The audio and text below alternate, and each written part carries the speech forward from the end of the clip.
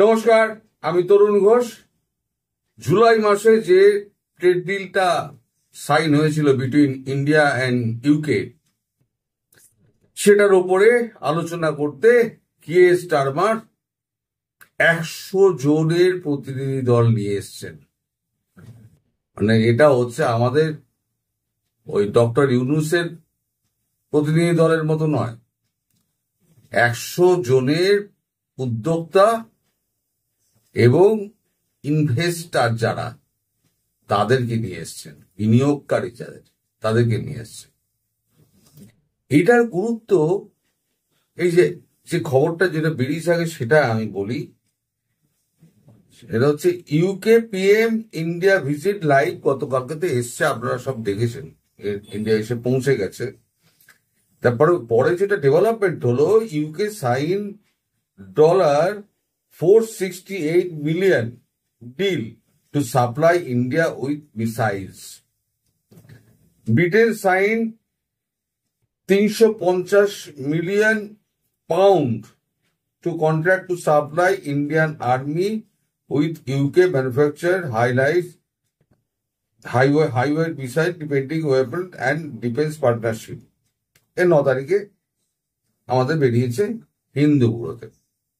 এখন ব্যাপারটা হচ্ছে যে শুধু যে আপনার যে এই যে মিসাইল কিনবে টিনবে এগুলো তো খুব সাধারণ ব্যাপার। ও তো বেচতে এসছে, বেচার জন্য এসছে। ভারতও কিনেছে, ডিল সাইন করেছে, কিনবো আমরা। তার পরিবর্তে ভারত কি পাচ্ছে? প্রথম হচ্ছে দুটো জিনিস। এক হচ্ছে ট্রাম্প একটা বড় ধাক্কা খেলেন। ধাক্কাটা এই কারণে খেলেন কারণ ট্রাম্প ইউকে কে বলেছিলেন যে আপনারা ভারতের ওপরে ট্যারিফ চাপান। ইউকে তা মানেনি। ইউকে সোজা ডিল করে ফেলেছে, ট্রেড ডিল করে ফেলেছে। আমি আগেও বলেছি আপনাদের। এখন সরাসরি প্রতিনিধি দল এবং 100 জন উদ্যোক্তা এবং বিনিয়োগকারীকে নিয়ে চলে এসছে। কারা এসছে আমি বলছি পরে।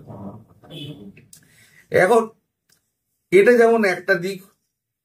দ্বিতীয় হচ্ছে এরপরে রয়ে গেছে ইউরোপিয়ান ইউনিয়ন। এবার আসবে ইউরোপিয়ান ইউনিয়নের প্রতিনিধি দল এবং যত ইনভেস্টার আছে সেই সমস্ত ইনভেস্টাররা। ভারত বিনিয়োগ করবে, ভারত বাজারও খুলে দেবে। এই যে এতগুলো মানে ইনভেস্টার এসছে কেন? ইনভেস্টার এসছে এই কারণে যে ভারতে তারা বাজারটা ধরবে।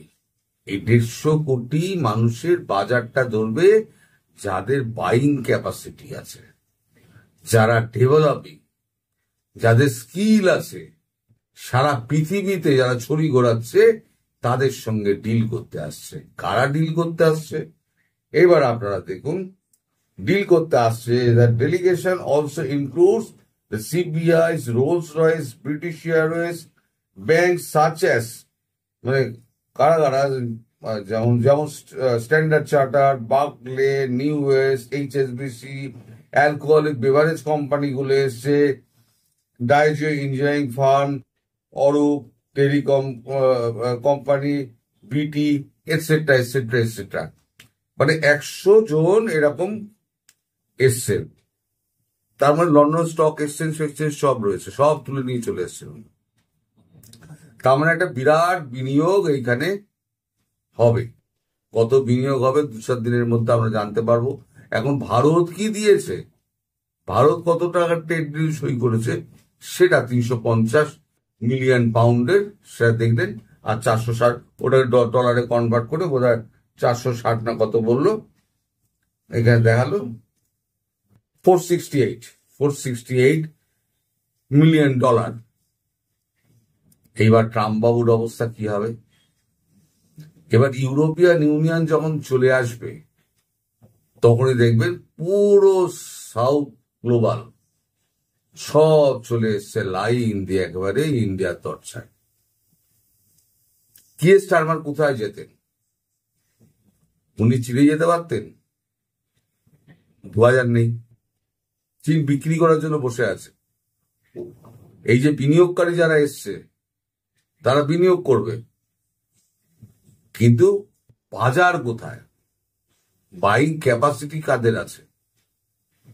আমেরিকার অবস্থা তো জানেন, আমেরিকার সঙ্গে এখন দোনামেনা চলছে, তারপরে এখন ট্রেড ডিলটা সই করে ফেলেছে, এখন তারপরে প্রতিনিধি দল নিয়ে চলে এসছে আমেরিকার কাছে, গেলে পরে এখন আমেরিকা প্রায় ডান্ডা হাতে করে ট্রাম্প বাবু তাড়া করবেন।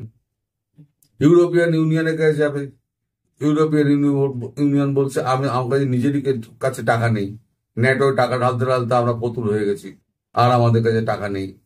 রইল কে? রাশিয়া তো ব্যান আছে, গেলে একটা নানান কোশ্চেনের মধ্যে পড়বে রাশিয়াতে, যেহেতু ওখানে স্যাংশনের ব্যাপারটা আছে।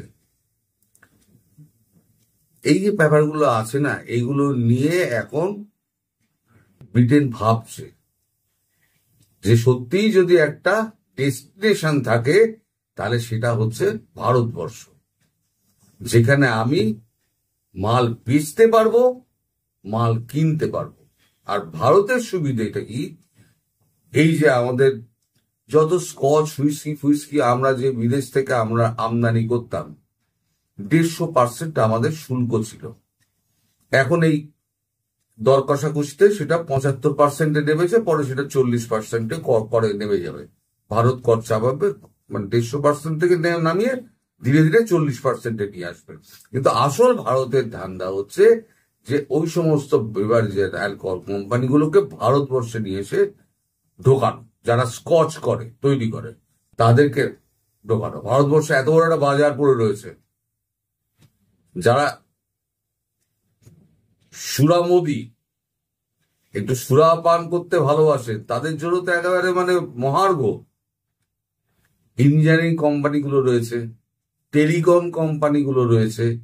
এই যে টেলিকম ইন্ডাস্ট্রি এত বড় পৃথিবীতে ভারতবর্ষের মধ্যে পড়ে রয়েছে, সেখানে কত জায়গা খালি আছে, সেই কোম্পানিগুলো পড়ে রয়েছে, তারা এখানে ইনভেস্ট করবে। বিশেষ করে রোলস রয়েসের আমাদের যে ইঞ্জিনটা, যেটা আমাদের ফাইটারের জন্য দরকার, রোলস রয়েসের কোম্পানি এখানে এখানে হচ্ছে ইউনিট স্থাপন করবে। তার জন্যেই এই রোলস রয়েসের প্রতিনিধিরা এখানে এসছে।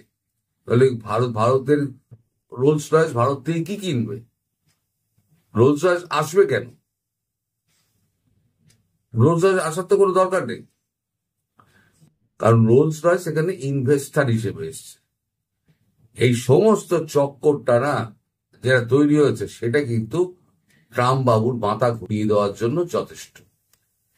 এবার সব যখন এরপরে যখন ইউরোপিয়ান ইউনিয়ন চলে আসবে, তারপর সাউথ গ্লোবাল যখন চলে আসবে, তখন দেখবেন যে আপনার ব্রিক্সের মধ্যে লাইন দিয়ে সমস্ত ঢুকছে, এবং ব্রিক্সটা একেবারে ফুলে ফেপে একেবারে একটা প্রকাণ্ড সাইজ হবে, যেখানে ওই আমাদের এগুলোর বাকি যে আমাদের বিদেশি সংস্থাগুলো, যেগুলো আমেরিকার দাবদাবা আছে যেখানে সেখানে, হ্যাঁ, সেই সমস্ত জায়গায় এই G7 P7 এর কোনো দাম থাকবে না। তখন এই ব্রিক্সটাই হয়ে যাবে একমাত্র বড় প্ল্যাটফর্ম। ব্রিক্সের সামনের সম্মেলন সেটা ভারতবর্ষেই আছে, সেই সম্মেলনের দিকে তাকিয়ে থাকুন, দেখুন অনেক ডেভেলপমেন্ট এর মধ্যে হবে। আপাতত এখানে শেষ করছি। সবাই ভালো থাকবেন, সুস্থ থাকবেন এবং সাবধানে থাকবেন। নমস্কার।